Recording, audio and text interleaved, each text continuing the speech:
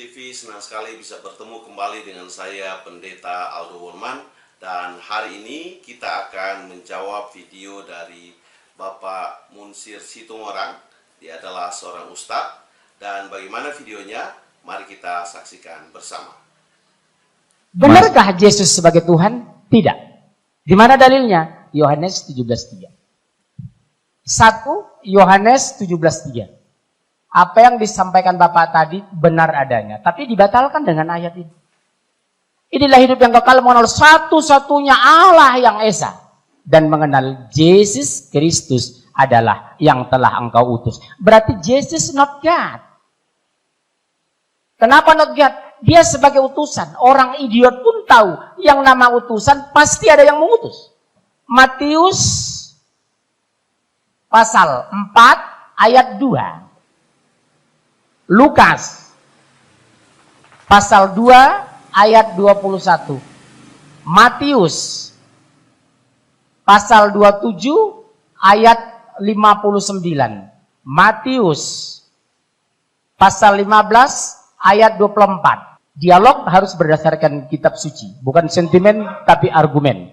Dialog harus pakai kitab suci, bukan anarkis tapi dialogis. 1 Yohanes 17:3 jelas, inilah hidup yang kekal, mengenal satu-satunya Allah yang Esa dan mengenal Yesus Kristus yang sudah engkau utus. Berarti Yesus utusan.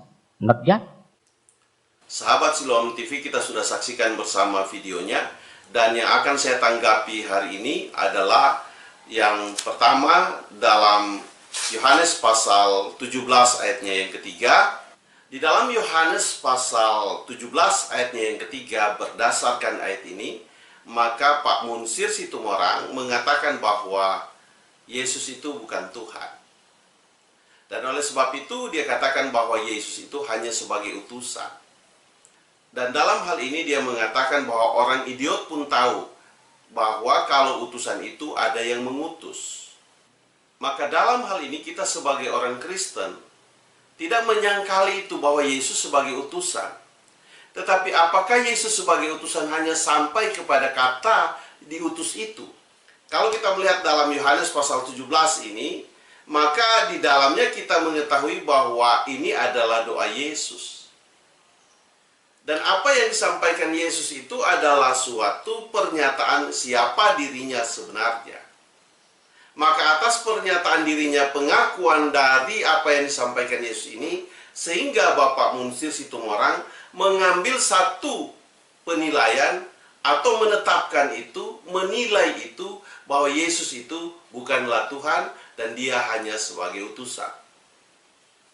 Saya mau katakan begini, bahwa ayat itu tidak berdiri sendiri. Di doa Yesus itu dia mengatakan apa yang ada di atas di dalam ayatnya yang ketiga itu, maka ada konfirmasi siapa utusan itu. Konfirmasi itu terdapat di dalam ayatnya yang ke-11. Maka di dalam ayatnya yang ke-11 di sana dijelaskan. Bahkan juga ayat 21 dan ayat 22 dijelaskan siapa Yesus itu yang diutus sebenarnya. Ada keterkaitan satu rangkaian yang membuat Yesus diutus. Jadi utusan Yesus ke dalam dunia ini tidak terjadi begitu saja, tidak datang secara tiba-tiba, tanpa satu konsep dan sistem. Jadi ketika kita memandang Alkitab ini, kita tidak hanya melihat ayat itu berdiri sendiri, tetapi kita melihat bagaimana ini menjadi satu kesatuan sebagai konsep dan sistem. Maka di dalam Yohanes pasal 17 sendiri itu, yang dimana ayat yang ketiga, di dalam pembacaan ini terdapat jawabannya di dalam ayatnya yang ke-11, ayatnya yang ke-21, dan ayatnya yang ke-22. Apa yang dikatakan di sana? Mari kita lihat bersama ayatnya yang ke-11. Dan aku tidak ada lagi di dalam dunia, tetapi mereka masih ada di dalam dunia. Dan aku datang kepadamu, ya Bapa yang kudus, peliharalah mereka dalam namamu, yaitu namamu yang telah engkau berikan kepadaku, supaya mereka menjadi satu sama seperti kita. Di dalam ayat ini ada jawaban siapa Yesus itu yang diutus. Maka ayat ini mengatakan sama seperti kita. Nah, kata kita ini muncul pertama kali di dalam Kejadian 1 ayatnya yang ke-26. Baiklah kita. Mari kita lihat ayatnya agar supaya kita melihat satu kesatuan di mana Alkitab ini berdasarkan konsep dan sistem. Artinya satu dengan yang lainnya saling terkait dan saling mendukung ayat-ayat di dalam ini. Ayat yang menjawab ayat. Jadi bukan argumentasi yang kita sampaikan, tetapi ayat itu yang akan menjawab apa yang menjadi persoalan di dalamnya. Oleh sebab itu ketika di dalam Yohanes 17 ini berbicara dari ayat 1 sampai ke 26, sesungguhnya di dalam ayat itu telah terdapat jawabannya. Dan mari kita melihat kata kita ini sama seperti kita. Nah, kata kita ini muncul pertama kali, seperti saya sudah katakan tadi, adalah di dalam Kejadian pasal 1, ayatnya yang ke-26. Mari kita lihat ayatnya. Berfirmanlah Allah, baiklah kita menjadikan manusia menurut gambar dan rupa kita, supaya mereka berkuasa atas ikan-ikan di laut dan burung-burung di udara, dan atas ternak, dan atas seluruh bumi, dan atas segala binatang melata yang merayap di bumi. Jadi di dalam ayat ini, ada kata kita, baiklah kita menjadikan manusia itu menurut gambar dan rupa kita. Jadi kata kita ini dengan kata kita yang ada di dalam Yohanes pasal 17 ayatnya yang ke-11, itu tidak ada perbedaan. Artinya kehadiran Yesus itu bukan ketika dia diutus, tetapi dia sudah ada pada waktu menciptakan manusia. Bahkan dia sendiri terlibat dalam penciptaan bumi ini. Kalau dilihat dari rangkaian ayat ini. Jadi yang membuktikan itu adalah ayat ini. Maka siapakah Yesus itu? Ketika manusia diciptakan, maka di dalam Kejadian pasal 1 ayatnya yang ke-26 ini kita temukan, baiklah kita menjadikan manusia menurut gambar dan rupa kita. Maka rupa kita itu adalah diwujud nyatakan atau dibuktikan mana gambar dan rupanya. Gambar dan rupanya itu, itulah Yesus yang menjadi manusia. Kenapa kita harus melihat rangkaian antara Yohanes pasal 17 ayatnya yang ke-11 dengan Kejadian pasal 1 ayatnya yang ke-26? Karena di situ menyatakan siapa Yesus itu sebenarnya. Ketika dia menciptakan manusia menurut gambar dan rupa kita, maka manakah rupa itu? Itu yang menjadi soal pertanyaan di sini. Maka rupa kita itu ditunjukkan oleh Yesus. Kehadiran Yesus dalam dunia ini yang menunjukkan itulah rupa yang dijadikan pada waktu Tuhan menciptakan bumi ini atau pada waktu Tuhan menciptakan manusia. Yang saya mau berbicara dalam hal ini, selama ini kita berbicara tentang hal ini, tentang membuktikan Yesus, maka kita hanya membuktikan itu dari sisi rohani saja. Ketika kita membuktikan dari sisi rohani, dari logika rohani, maka apa yang saya yakini itu pasti berbeda dengan orang lain. Karena kerohanian kita tidak bisa samakan. Tetapi yang saya mau buktikan ini adalah logika ilmiah. Di mana logika ilmiahnya? Menunjukkan bahwa Yesus itu adalah yang diutus, yang sama dengan rupa manusia adalah saya dan saudara, termasuk Bapak Munsir Situmorang. Bahwa kehadiran Yesus yang berdoa di Yohanes pasal 17, ayatnya yang pertama sampai yang ke-26, dan khususnya pada ayatnya yang ke-11, kenapa? Rupa itu harus jelas bagaimana. Dan ketika menciptakan manusia, maka tidak ada bedanya kita dengan Tuhan kita. Kenapa tidak ada bedanya? Karena Tuhan menciptakan manusia itu segambar dengan dia. Kalau segambar dengan dia, maka itu harus dibuktikan. Maka ketika dibuktikan, itulah Yesus datang ke dalam dunia ini. Dia menebus saya dan saudara. Dan gambar Yesus ini adalah gambar yang menjadi atau yang terjadi atau yang ada pada saat Kejadian pasal 1 ayat yang ke-26, yang ke-27 menerangkan tentang manusia itu. Maka Allah menciptakan manusia menurut gambar dan rupanya. Pertanyaan di sini, mana gambar dan rupanya? Inilah gambar dan rupanya Yesus yang hadir sebagai manusia. Secara aspek hukum, maka kita bertanya, kenapa Yesus menjadi manusia? Jawabannya tidak lain adalah Karena pada waktu di dalam Kejadian pasal 1 ayatnya yang ke-26 dan yang ke-27, di sana dia menciptakan manusia. Maka ketika manusia itu berdosa, siapa yang harus menebus itu? Antara perbuatan dan yang berbuat itu harus memiliki kesamaan. Itulah sebabnya karena dia menciptakan manusia, maka dia datang menjadi manusia. Dan ini memenuhi aspek hukum. Karena antara yang ditebus dan yang menebus itu sama. Pertanyaannya kembali, kenapa Yesus harus datang ke dunia ini sebagai utusan dan dia adalah Tuhan itu sendiri, di mana di dalam ayat 11 ini mengatakan sama seperti kita, maka dalam hal ini dia itu adalah Tuhan itu. Dengan demikian tidak berlebihan kalau saya mau mengatakan bahwa Tuhan itu yang dia ciptakan manusia. Maka untuk menebus manusia, maka harus manusia yang menebus. Maka itulah sebabnya Tuhan menjadi manusia. Tidak berlebihan kalau saya mengatakan bahwa kalau Tuhan ciptakan kebo, maka yang datang menebus itu kebo. Atau kalau Tuhan menciptakan sapi, sama seperti gambar dan rupanya, maka yang datang itu adalah sapi. Tetapi yang diciptakan dalam hal ini adalah manusia. Persoalannya kembali, kenapa dia harus datang ke dunia ini? Saudara harus tahu bahwa manusia itu diciptakan di bumi ini. Kita itu hidup di dunia ini. Maka untuk menebus sesuai hukum, maka itu harus sesuai di mana di tempat TKP terjadi. Nah, tempat TKP perbuatan Tuhan itu ada di dalam dunia ini. Maka itulah sebabnya dia datang ke dalam dunia ini. Alasannya kenapa dia harus datang ke dalam dunia ini? Karena perbuatannya di dunia. Manusia itu berdosa bukan di surga, tapi manusia itu berdosa di dunia. Itulah sebabnya dia datang ke dalam dunia ini. Perbuatannya di dalam dunia ini, dosanya ada di dalam dunia ini, maka dia harus datang ke dalam dunia ini.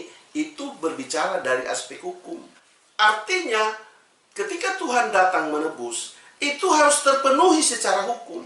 Kalau tidak terpenuhi secara hukum, maka itu akan batal demi hukum. Karena kalau berbicara tentang kesalahan, tentang dosa, perbuatan, itu tidak hanya berbicara kepada aspek rohani, tapi itu berbicara kepada aspek hukum. Karena untuk membuktikan suatu kesalahan, itu harus ada hukum, harus ada undang-undang. Kita tidak bisa membawa orang mengatakan, oh kau berdosa, kau salah. Apa yang menyalahkan dia? Apa peraturannya? Apa undang-undangnya? Sama dengan kita di dunia ini. Kita tidak mungkin membawa orang ke polisi, membawa begitu saja mengatakan kau salah. Tapi kita harus tahu apa kesalahannya. Dan kalau kita berbicara tentang hal ini, ada banyak ustadz-ustadz mengatakan bahwa Yesus itu bukan Tuhan. Dalam hal ini saya hanya mengambil video ini dan untuk menjawab semua pertanyaan itu. Bahwa saya membuktikan Yesus itu sebagai Tuhan. Kenapa saudara-saudaraku? Yang berbuat, yang melakukan itu siapa? Yang menciptakan manusia itu siapa? Yang menciptakan manusia itu adalah Tuhan. Ketika manusia ini berdosa, siapa yang bertanggung jawab? Apakah ketika manusia berdosa, maka Tuhan mengatakan, malaikat, kau pergi tebus. Itu manusia yang berdosa. Itu Tuhan yang tidak bertanggung jawab. Justru kalau ada Tuhan yang seperti itu, saya mengatakan dia bukan Tuhan. Tetapi saya bersyukur Tuhan saya, ketika dia menciptakan manusia, dan manusia itu berdosa, maka dia tidak menyuruh orang lain untuk menebusnya, tapi dia datang sendiri untuk menebusnya. Kenapa? Itu adalah bentuk dari pertanggungjawaban. Itu yang dinamakan pertanggungjawaban hukum. Siapa yang berbuat, dia yang bertanggung jawab. Tidak mungkin kesalahan saya, kemudian saya harus limpahkan kepada orang lain untuk bertanggung jawab di depan hukum. Tidak mungkin. Tidak ada hukum di dunia ini yang demikian. Dan hukum itu adalah perbuatan Tuhan, dia yang lakukan di dunia ini. Dan dia tidak mungkin bertentangan dengan hukumnya. Itulah sebabnya dia sendiri datang, dia bertanggung jawab. Bertanggung jawab atas apa? Atas perbuatannya. Secara hukum itu sah. Dan justru saya mau mengatakan, jika ada manusia yang mau mencari keselamatannya sendiri, Tuhannya tidak bertanggung jawab atas perbuatannya. Kita sebagai orang Kristen, Tuhan kita bertanggung jawab atas perbuatan Dia sendiri. Maka oleh sebab itu, kenapa Dia harus menjadi anak? Dia harus menjadi anak. Kalau kita lihat di dalam Matius, di sana jelas dijelaskan ketika malaikat datang kepada Maria dan menyampaikan kabar di mana dia akan melahirkan, di mana dia akan mengandung dan akan melahirkan seorang anak. Kenapa dia harus jadi anak-anak? Karena secara hukum perbuatannya, dia katakan kepada Adam dan Hawa, beranak cuculah dan bertambah banyak, penuhi bumi. Maka dia datang untuk menebus, dia harus mengawali dari kemanusiaan itu. Kemanusiaan yang mana? Yang menjadi anak-anak itu. Maka apakah dia bukan Tuhan? Dia Tuhan. Karena hanya Tuhan yang bisa menebus manusia. Itulah sebabnya dia diutus.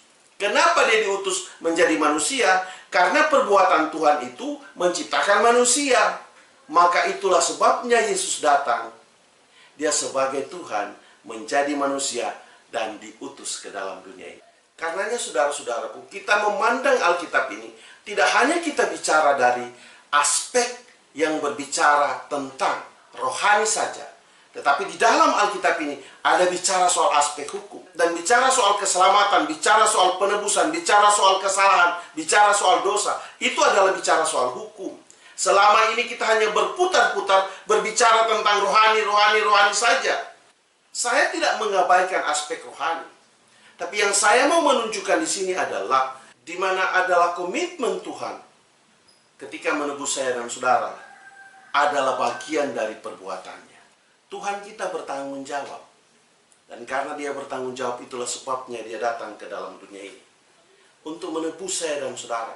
Karena dia tahu saya dan saudara, kita semua manusia dalam dunia ini tidak bisa menyelamatkan diri kita. Seberapa besar amalmu, seberapa besar pengorbananmu yang kau buat kepada orang lain, memberi sedekah dan apapun itu yang kau lakukan, ibadahmu sebagaimana banyak pun, engkau tidak bisa menebus kesalahan.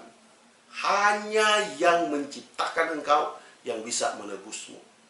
Yesus yang saya percaya sebagai Tuhan itu datang menebus kita. Dia adalah Tuhan yang menjadi manusia. Jadi kemanusiaan dia itu harus terpenuhi di dunia ini. Oleh sebab itu Pak Munsir Situmorang, saya mau mengatakan bahwa Yesus itu sebagai Tuhan. Karena ayat yang Bapak sampaikan dalam ayat 3 itu, Yohanes 17 ayat 3, dibatalkan dengan Yohanes 17 ayat 11. Juga ayatnya yang ke-21.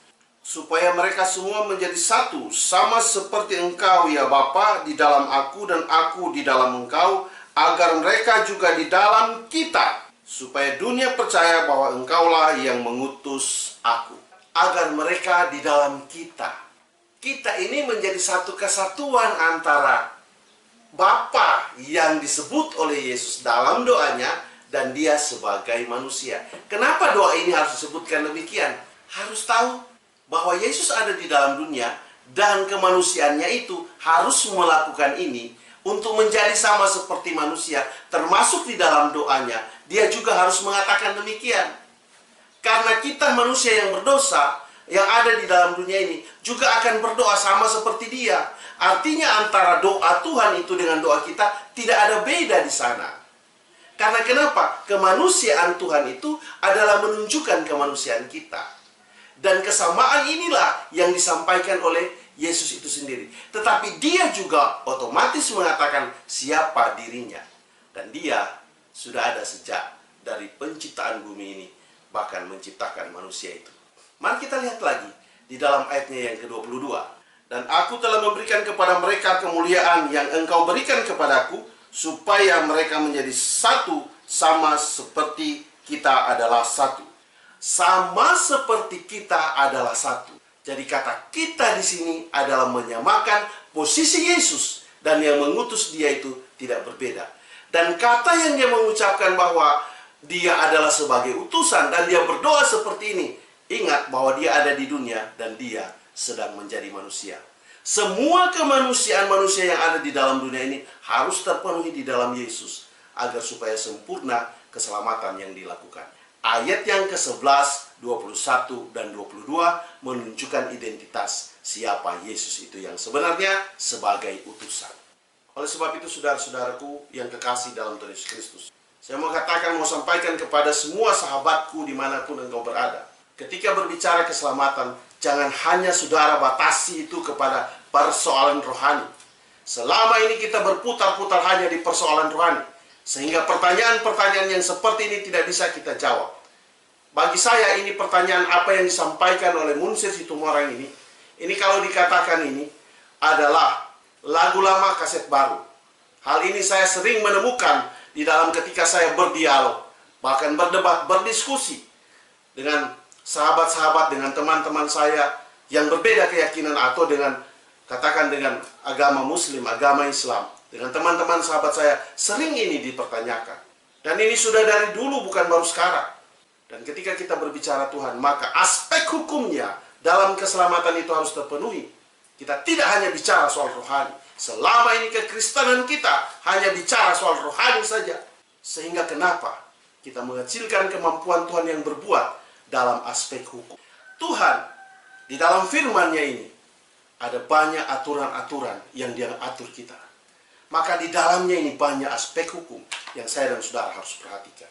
Maka secara ilmiah saya mau mengatakan bahwa Tuhan menebus menjadi apa yang menjadi perbuatannya. Bahwa Tuhan menjadi manusia adalah karena Dia ciptakan itu manusia. Tuhan menjadi anak karena manusia dimulai dari anak-anak. Maka secara aspek hukum itu terpenuhi. Kenapa Dia harus datang di dunia? Karena perbuatannya di dalam dunia ini. Maka TKP-nya ada di dalam dunia ini. Itulah sebabnya Dia harus datang ke dalam dunia. Kalau manusia diciptakan di sorga, maka dia akan tebus di sorga. Tetapi manusia diciptakan di dalam dunia ini.